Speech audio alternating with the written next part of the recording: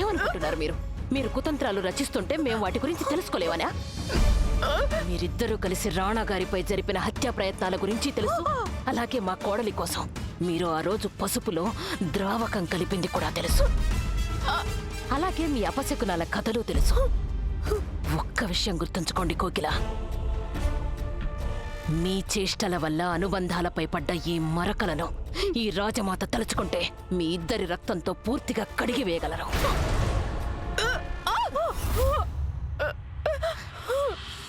అర్థమైంది కదా చిన్నరాణి గారు? మీకు రాజమాత చెప్పినవన్నీ చాలా బాగా అర్థమయ్యాయి కదా? ఒకవేళ అర్థం కాకపోతే అర్థమయ్యేలా చెప్పడానికి మా దగ్గర చాలా పద్ధతులున్నాయి.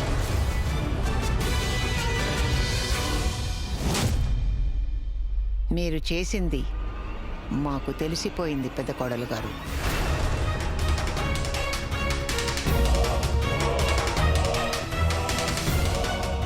బెదిరించి మభ్యపెట్టి మీరు రాణా గారిని తిరిగి మండపానికి వచ్చేలా చేశారు.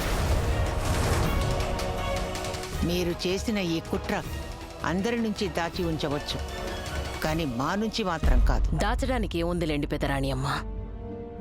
దేన్నైతే మీరు కుట్ర అంటున్నారో దాన్ని రాజమాత రాజనీతి అంటారు.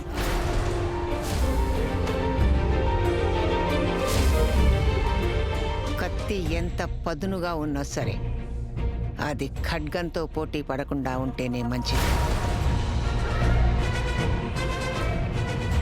ఈ పందెంలో మీరు నెగ్గగలనని అనుకుంటున్నారా? పందాన్ని మేము ఎప్పుడో గెలిచేశాం పెదరాణి అమ్మ. ఇక ఈ పెళ్లి ఆగే సమస్యే లేదు. అదే చూద్దాం. మీరు అసత్యంతో ఈ బంధాన్ని ముడివేశారు. దాన్ని మేము సత్యం అనే ఆయుధంతో విడదీస్తాం. వెంటనే వెళ్ళి గాయత్రికి అసలు నిజాన్ని చెప్పేస్తాం. ఇది పెళ్లి కాదు, ఒక ఒప్పందం అని. అప్పుడు చూద్దాం ఈ వివాహం ఎలా జరుగుతుందో. వెళ్ళండి.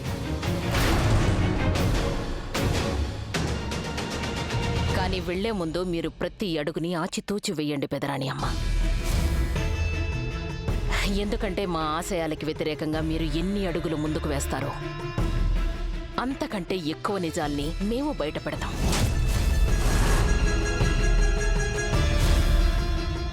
అత్తగారు కోడలి రహస్యం ఒక్కటి బయట పెడితే ఆమెకు కోడలు సరితూగాలంటే అత్తగారి 10 రహస్యాలను బయట పెట్టాలి కదా.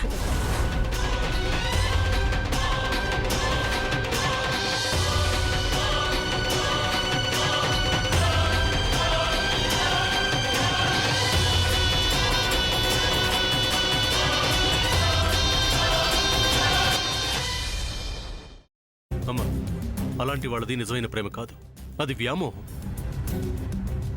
ఎగ్జాక్ట్లీ చిన్నత్త. నిజంగా ప్రేమించుకున్న వాళ్ళు అలా చేయరు. ఎంత మనసు విరిగిపోతే కన్న కూతుర్ని పట్టుకొని మా దృష్టిలో చచ్చిపోయా ఉంటుందా తల్లి? అది సరే అమ్మా, తన కూతురుతో తన మాట అనేటప్పుడు ఆమె మాటల్లో వ్యథ, కళ్ళల్లో బాధ గమనించావమ్మా? పెద్దబాబుకు బర్త్డే విషెస్ చెప్పు కూడా వెళ్ళాం కదా. ఊరికే ఎలా కాలిపోతుంది? మంట పెడితేనో పడితేనో తగలబడుతుంది.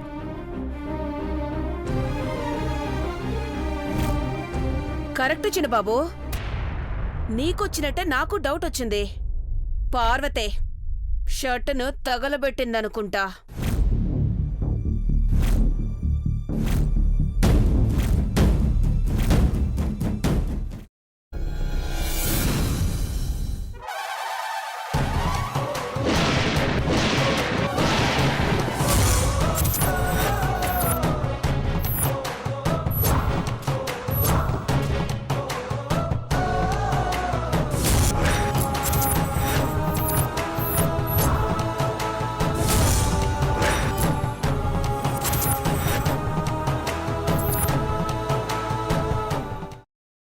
తర్వాత పొట్టు తీసేసి చాప్ చేసి పక్కన పెట్టుకోవాలి. ఒక ప్యాన్లో కొద్దిగా నూనె వేడి చేసి అందులో ఆవాలు, మినప్పప్పు, శనగపప్పు, కరివేపాకు, సన్నగా తరిగి పెట్టుకున్న ఉల్లిపాయలు వేసుకుని 1 నిమిషం పాటు వేయించుకోవాలి. ఆ తర్వాత కాల్చి కట్ చేసి పెట్టుకున్న వంకాయని కూడా అందులో వేసుకుని బాగా మిక్స్ చేసి బౌల్లోకి ట్రాన్స్ఫర్ చేసుకుని అందులో తగినంత చిక్కటి పెరుగు లేదా పల్చటి పెరుగు వేసుకుని మిక్స్ చేసి అన్నంతో కానివ్వండి, చపాతీతో కానివ్వండి సర్వ్ చేసినా చాలా బాగుంటుంది.